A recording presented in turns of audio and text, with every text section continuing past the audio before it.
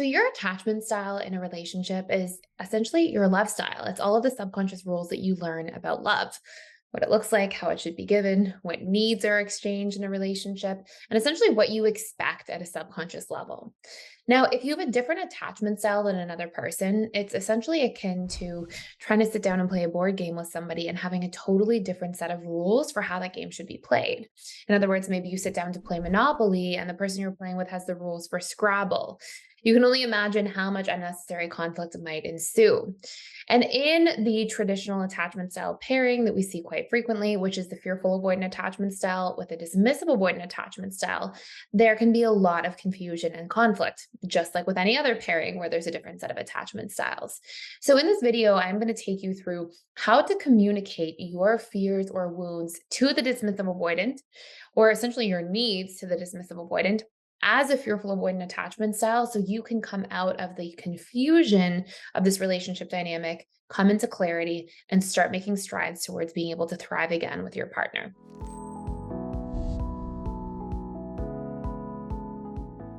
So, first and foremost, we're going to cover 5 major things that you want to make sure you're doing properly. The first thing is dismissive avoidance. Because they are overwhelmed with their own emotions, they're constantly trying to repress their own feelings. And it's not like they are feeling so much that they are overwhelmed. It's more like they make such negative emotional associations to what it means to feel as a child and in their early upbringing that, like, any feelings can overwhelm them quite quickly, and they try to push their feelings very far away. If other people feel feelings and express a lot of feelings around them, it stirs up some of their own emotions. And so you can imagine the dismissive avoidant doesn't like that. So they may distance themselves from the person expressing emotion as a strategy to distance themselves from their own emotions or feelings.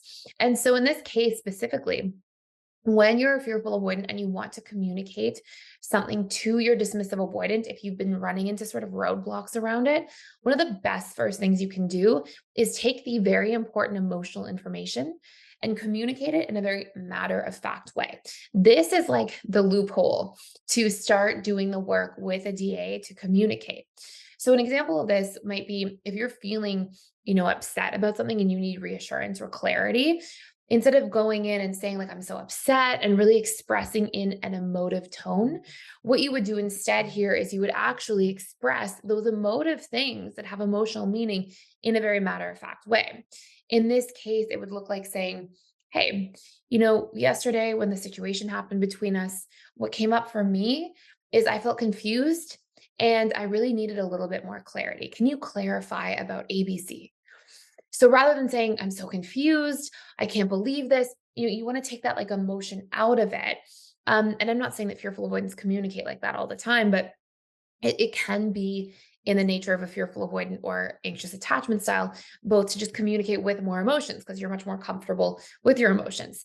And the analogy I would use here is it's almost like if you're going to go skating with somebody and you really want to go, skating on the ice, and that person's never put on a pair of skates before that you want to skate with. If you want to skate with the person, you're going to have to skate at their pace, right? Because no matter what, they're not going to skate as quickly as you because you just have more experience there. And in the same way, you have to move at the pace when it comes to emotions of the dismissive avoidant, where they have to get a little comfortable first and at ease talking about these things. And then we can ramp up and then we can communicate in a way that feels more natural and sort of bring them in your direction. So the first thing is communicating, the emotive things in a very clear and factual tone. The second thing is when you communicate a need, dismissive avoidants have this background idea that whenever you communicate a need, dismissive avoidants fear that it means right now and it means all the time this need has to be met and they better do it perfectly.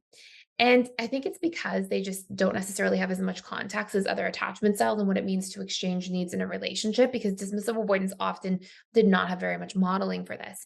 And so what you'll see is when there's a communicating of a need, you know, as the fearful avoidant, as you're communicating this need to your dismissive avoidant partner, say things at the end that are like, maybe you say you need more consistency in the relationship, for example, with calling back or texting or whatever it might be. At the end, you say, look, this is like a standard I'd want us to move towards, but I don't expect you to be perfect.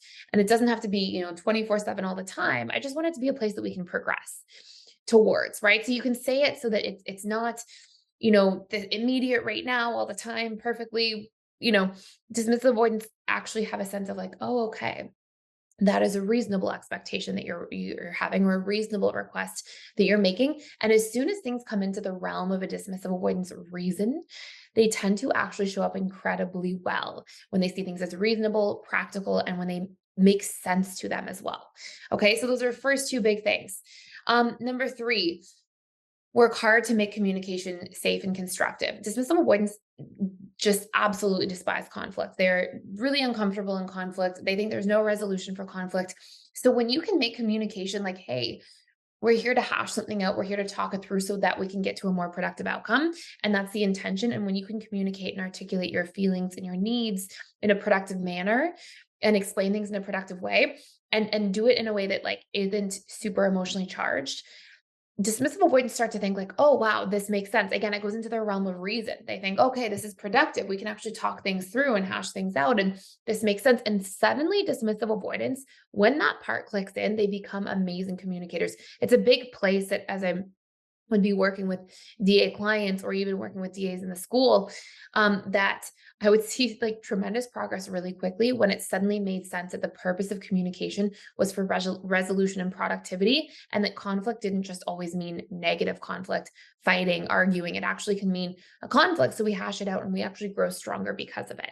So that's our next really, really big thing. I will say something really quickly, which is if you're, in like you're watching this video and you want to do a much deeper dive into this topic, you can check out for free for 14 days our Fearful Avoidant, Dismissive Avoidant Attachment Style course using the link down below. We're just about to wrap up the Black Friday promotion, so it won't be around for much longer, but you can get that link down below. It will give you access to all of PDFs for 14 days absolutely for free. So you can check it out right there. And also, I'm really excited to share with you that we've actually been working on an app for quite some time, and we're going to be launching that as well. So if you want to come in, check out our new app that we have to take all of your PDS courses from and all of the new exciting features and benefits in there, check it out. That will also be included when you click the link down below. So the next thing, so we've got being clear and as factual as possible. Don't pressure the dismissive avoidant, and make sure you tell them, hey, you don't have to be perfect. Work hard to make communication safe and constructive. And then clearly state what you need by painting a picture.